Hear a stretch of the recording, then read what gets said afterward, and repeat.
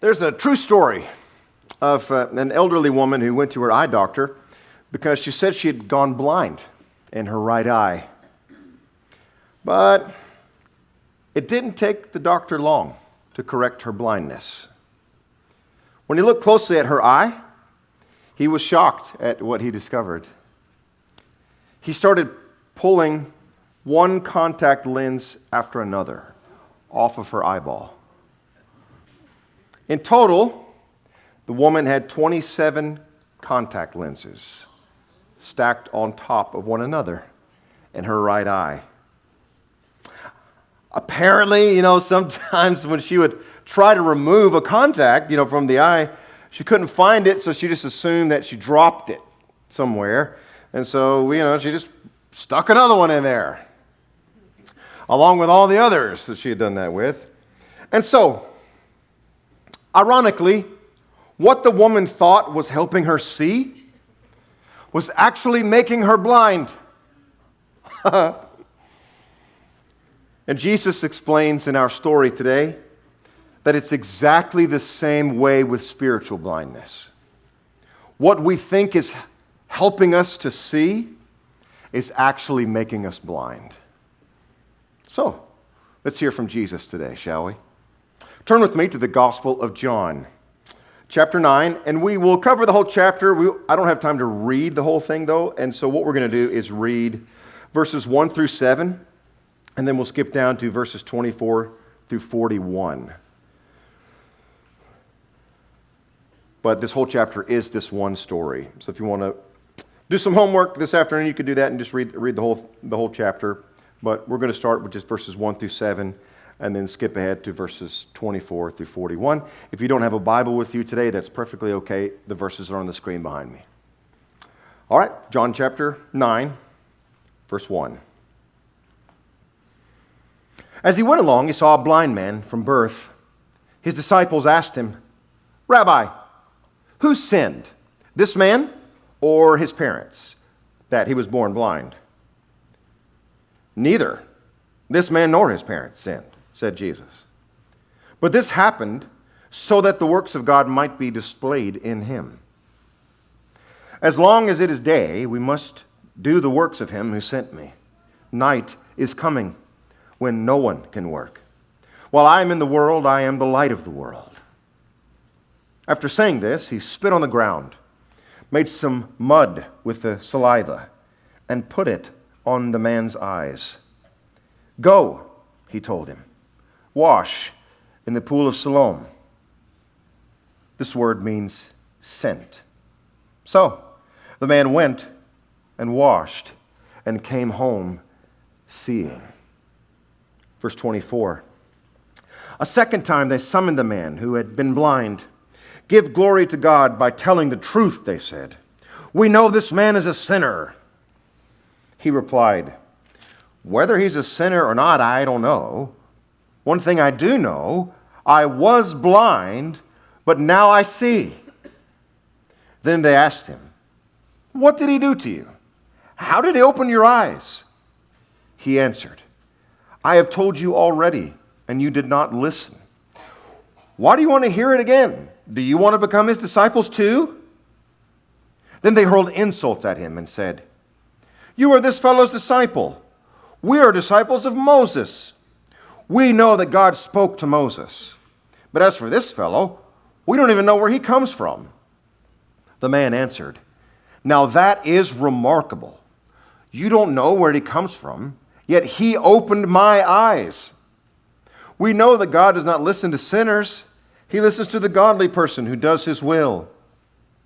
Nobody has ever heard of opening the eyes of a man born blind. If this man were not from God, he could do nothing." To this they replied, "You were steeped in sin at birth. How dare you lecture us?" And they threw him out. Jesus heard that they had thrown him out. And when he found him, he said, "Do you believe in the Son of Man?" "Who is he, sir?" the man asked. "Tell me, so that I may believe in him." Jesus said, "You have now seen him. In fact, he is the one speaking with you." Then the man said, "Lord, I believe." and he worshiped him. Jesus said, "For judgment I have come into this world, so that the blind will see, and those who see will become blind." Some Pharisees who were with him heard him say this and asked, "What? Are we blind too?" Jesus said, "If you were blind, you would not be guilty of sin. But now that you claim you can see, your guilt remains." This is God's word. All right, a lot going on here. First of all, let's look at what Jesus teaches us about suffering.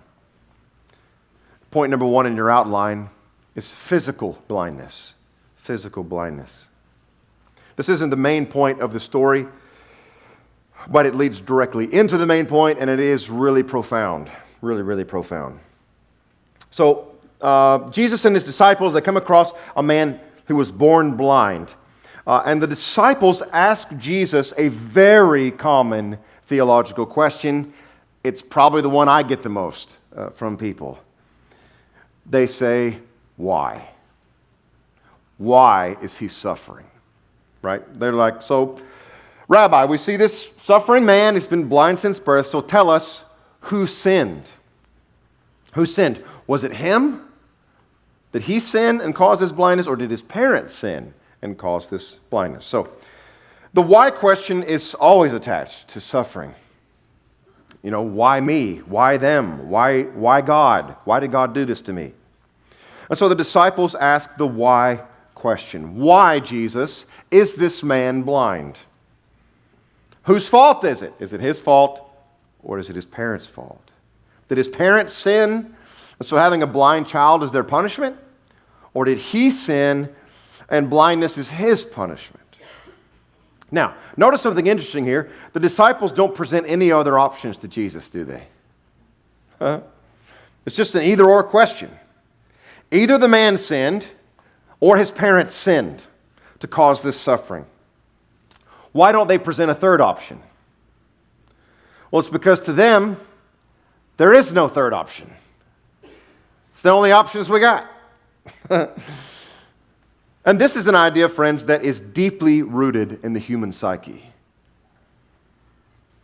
It's in all of us. And the idea is this: if you are having a hard time or a hard life, you must have done something to deserve it. You made bad choices. You screwed up somewhere. This idea is deep inside us all. Now, there's three big problems with this idea. Number one, it creates tremendous pride and self-righteousness in the people who are having good lives. They say, well, things are going well for me, obviously because I'm awesome. I'm awesome. I'm a really good person. See, I make good choices. That's the first big problem with this idea. It creates self-righteousness in those who are having good lives. The second big problem with this idea is that it's not true. It's a big problem, isn't it? It's obviously not true to the facts. There are plenty of hardworking, good people who live miserable lives, and plenty of tyrannical people who live prosperously and die happy of old age in their sleep. That's the second problem. It's just not true. And thirdly, the third big problem here is that it's incredibly cruel to the suffering person. Incredibly cruel. Do you see how it just compounds their suffering? Right? It's bad enough they're dealing with hardship, but now they learn it's all their fault. It's their dumb choices. It's their sin. It's their whatever that caused it. Now, Jesus outright rejects this idea here in John 8. Do you see how he answers their question? They say, Jesus, who sinned, the parents or the man? What does Jesus say? He says, neither. It's literally what he says. Neither. Why does Jesus say that? It's because God created the world with zero suffering in it. Zero. But that wasn't good enough for us, was it? We needed something more than paradise. We didn't want a world with no suffering, where we would just be creatures chilling in the garden. No. We wanted a world where we could become our own gods. And so the human race rebelled against God. And then death and suffering entered our universe. All of us, friends, have spit in the face of our Creator over and over and over again. And therefore, in a real sense, the human race, when it suffers from the effects of this broken world, is getting the world it asks for. It's getting the world it asks for. The fact that God allows any of us to still breathe is an astonishing act of grace. It's astonishing. In summary, in John 8 and in Luke's Gospel, Jesus' teaching on this subject is this. Sin in general causes suffering in general. But sin in particular does not necessarily cause suffering in particular. It can. Oftentimes it does, because sin carries with it its own set of consequences. But not necessarily. Not necessarily. And if you just think for 10 seconds, you'll see that this is true. Bad people often get away with their badness. And good people often suffer. I hope you see how radically different this view of suffering is from any other view on the earth. And I hope you see how freeing it is. I realize it's shocking at first, but it really, really is freeing. Because if you believe this, if you believe Jesus' teaching on this, then it completely gets rid of self-pity and anger when you suffer. Bad things happen, right? You get sick, you lose your job, your wife leaves you, or a tornado hits your house. And you don't get crazy angry or crazy frustrated. Why not? Because you understand that you are a rebel against God. And the fact that He ever allowed you to breathe in the first place is remarkable grace. Remarkable. God doesn't owe you anything. Y'all hear me? God doesn't owe you anything. Everybody, including me, wants to live a long, healthy life and die peacefully in our sleep. But God does not owe us that. What does He owe us? Nothing. If anything, He owes us all hellfire. That is what we are rightfully owed. Now, I realize that's a harsh truth, but it becomes beautiful and freeing the more you think about it. It really, really does. Chew on it, and it will become beautiful and freeing. But that's not all. Jesus continues. Look at the hope that He offers in verse 3. Put verse number 3 up there. Look at this. They ask Him, who sinned? Look what He says. He says, neither. Neither this man nor his parents sinned, said Jesus. But this happened so that the works of God might be displayed in him. You see what Jesus is saying here? Jesus is saying that God works in our suffering. He works for our good and for His glory. Now, this fella eventually got to see it, right? But that doesn't always happen. You may never see what God is doing in your suffering. You may never understand it until you get to glory one day. But it is happening. It is happening. God is at work in your suffering for your good and for His glory. That's point number one. Point number two in your outline, spiritual blindness. Jesus is using the physical blindness to teach us something even more profound about spiritual blindness. And so what's happened here in our text, we skipped some of this part, but so the religious leaders of Israel, the Pharisees, they've put this healed blind man on trial, okay? Because they are ticked off at this whole thing that's happened with Jesus. And so they begin grilling him and his parents.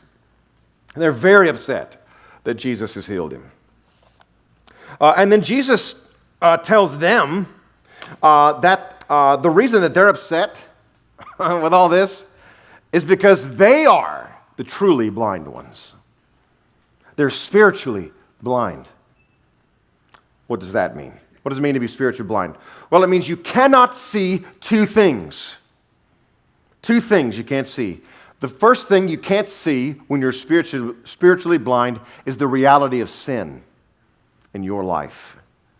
You can't see it. So the Pharisees interrogate the man's parents.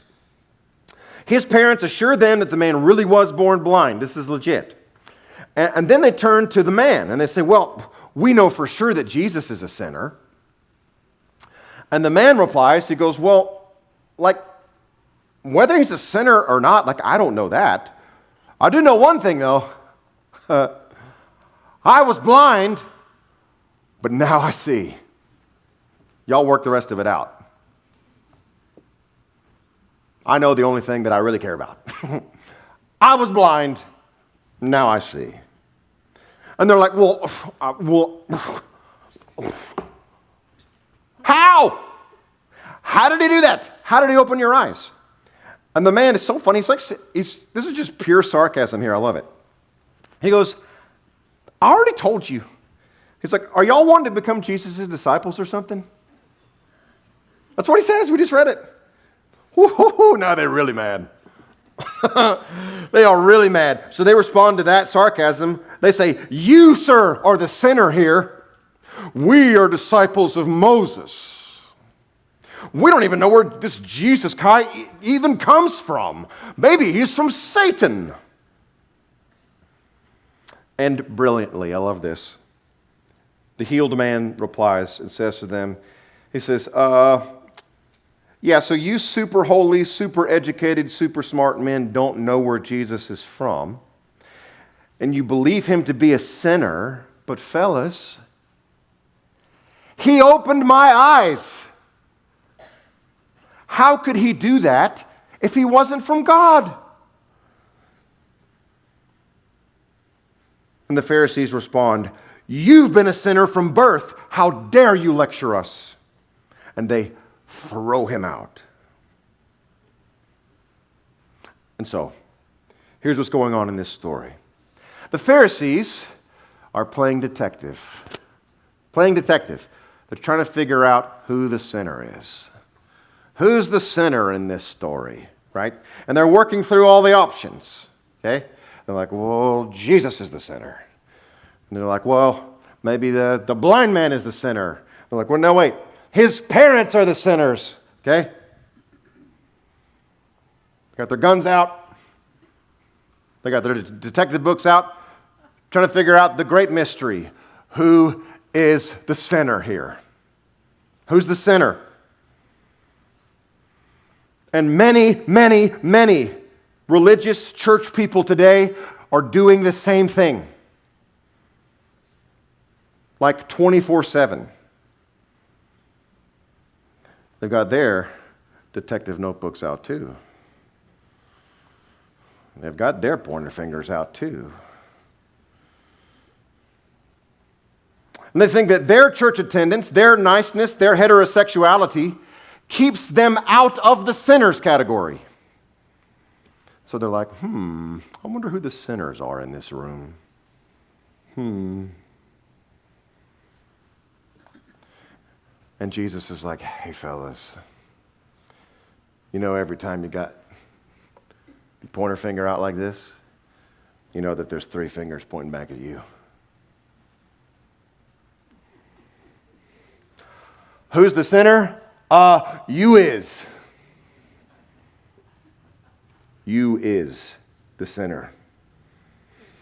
And because they can't see that, that doesn't even register with them that they could be sinful. Then they got their fingers pointed at everybody else. That's the first thing you can't see. When you're spiritually blind, you can't see your own sin. The second thing you can't see when you're spiritually blind is the reality of grace. You can't see the reality of grace.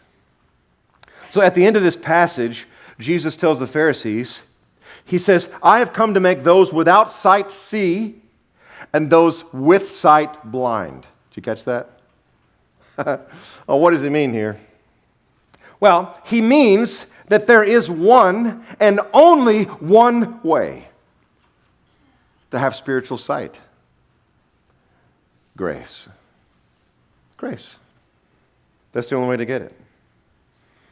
And so, if you're spiritually blind and you admit that you're spiritually blind, Jesus, by His grace, opens your eyes. But if you're spiritually blind and you claim that you can see, Jesus will keep you blind.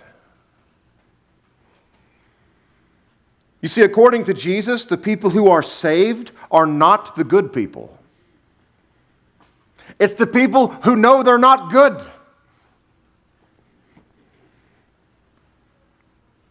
And the people who are lost are not the bad people. It's the people who know they're bad. Who don't know they're bad, sorry. It's the proud people who are lost.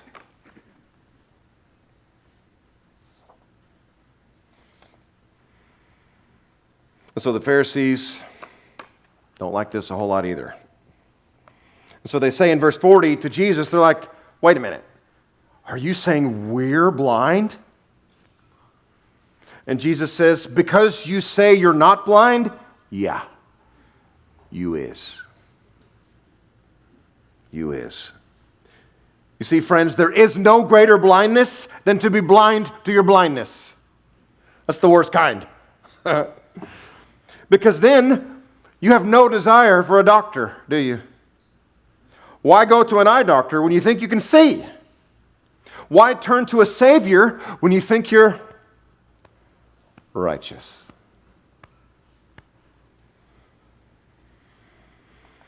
This, friends, is the entire purpose of God's law, the 10 Commandments and every other commandment. Paul says the purpose of the law is not to show you how to be righteous, it's to show you how blind you are, how sinful you really are. That is the purpose of the law. You see, the Pharisees were using the law to earn brownie points with God, to become holier than their neighbors.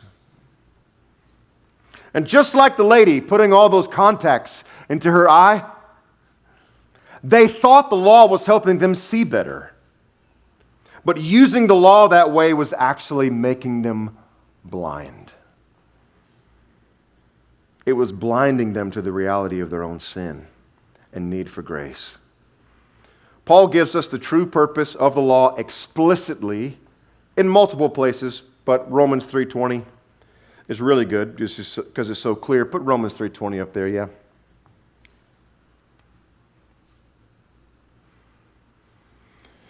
Paul says, therefore, no one will be declared righteous in God's sight by the works of the law.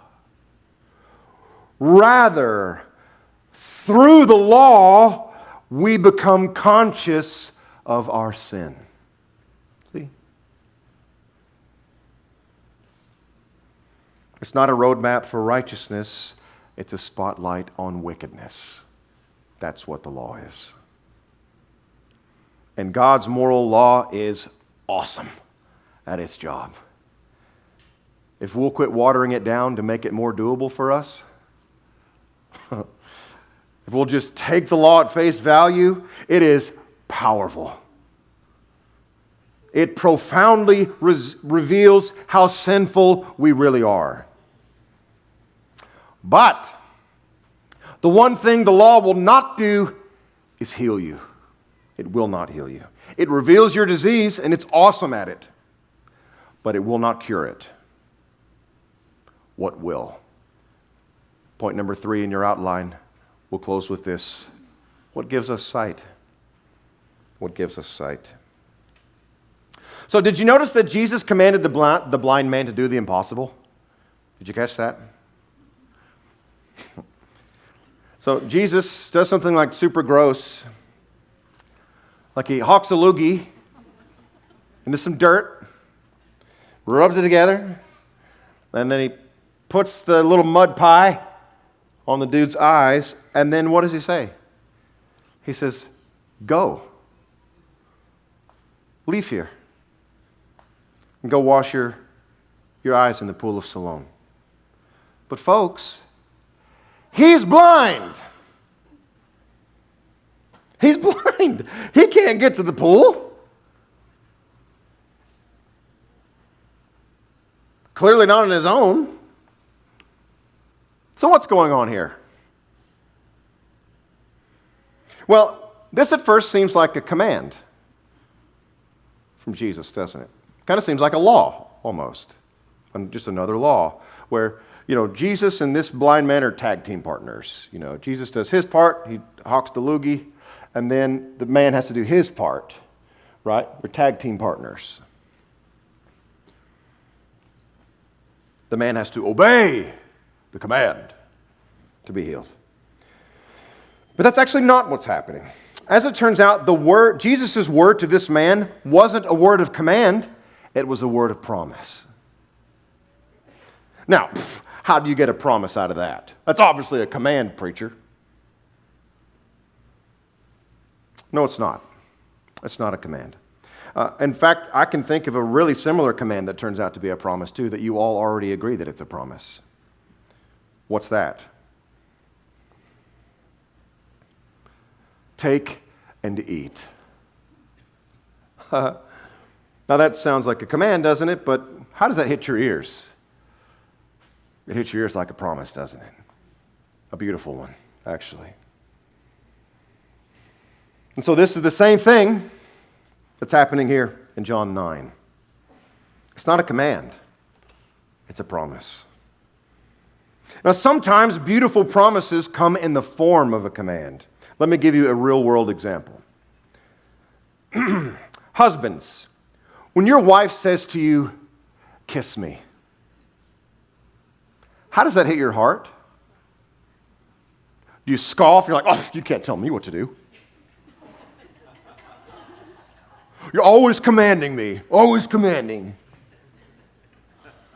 Do this, do that, do this, do that. Is that how you receive that statement from your wife? I bet you don't. I bet that comes to you more like a promise, doesn't it, than a command. And so, when Jesus tells this man, go, wash in the pool, and receive your sight, it's not a command for the man to go heal himself.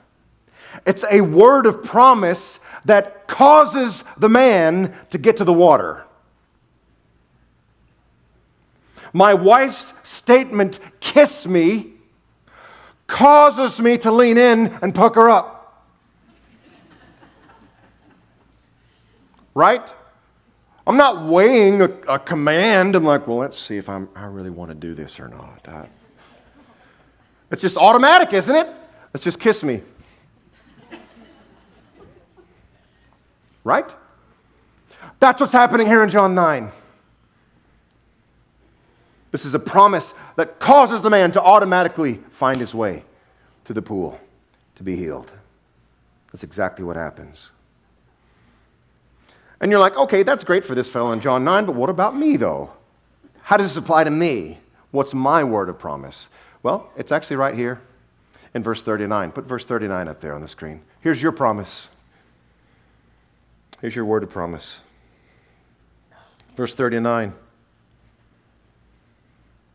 Jesus said, for judgment I have come into this world, so that the blind will see, and those who see will become blind. Now, wait a minute. How could Jesus saying he's come for judgment be a promise to me?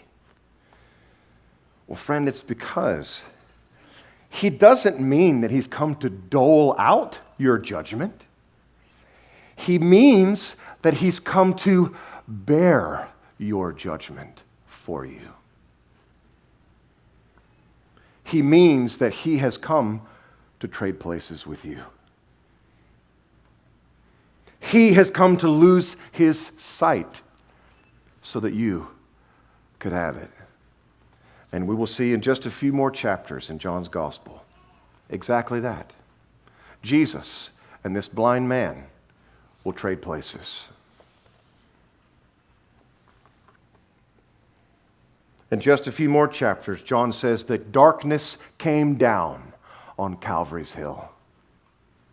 And Jesus cried out, my God, why have you forsaken me?"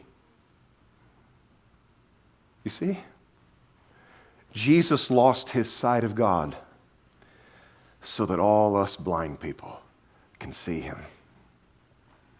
On the cross, Jesus says to you, I take your blindness so that you can have my sight.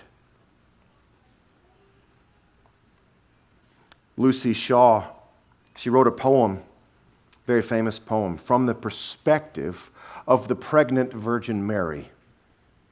And the last lines of that poem are these. Mary says, "Blind in my womb to know my darkness ended, brought to this birth for me to be reborn. In order for him to see me mended, I must first see him torn." You catch that? He has to be torn for us to be mended. He has to become blind for us to see. He has to be overcome by darkness for us to step into the light. And my friend, he did that for you. For you. He became your substitute, taking the wrath of God for your sin in your place. That's his promise to you today. His death is your source of sight, salvation, and righteousness. It's not the law. It's Jesus. So, behold the Lamb, slain for you, and receive your sight.